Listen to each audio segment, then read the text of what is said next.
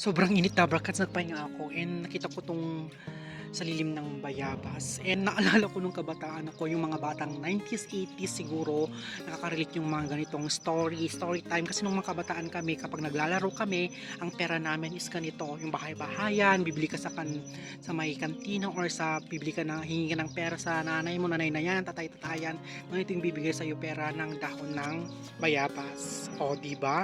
Mga kabataan noon, ang sarap ng buhay noon, hindi kami prone sa mga CPs, hindi nga na namin ang alam, uso lang noon yung mga cellphone is 5110 kasi nagkaroon ako ng first na cellphone is 5110 nung kabataan ako, pero more on games kami ng mga ganito, yung mga bahay-bahayan, 1020 ganun, Chinese garter.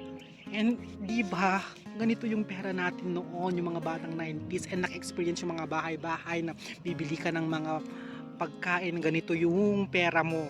Kapag marami ka ng ganitong naiipon, meaning mayaman ka na, marami ka ng pera, di ba? Ang sarap ng buhay ng mga kabataan ngayon, at unlike ngayon na, Diyos ko, puro sila prone na sila sa mga cellphone, mga gadgets, oh my God. Sana dumating pa rin yung panahon na ganun, ma-experience din nila yun. Kasi iba pa rin yung kapag na-experience nila yung ganung buhay. Sana nga lang. Pero I think mahirap na.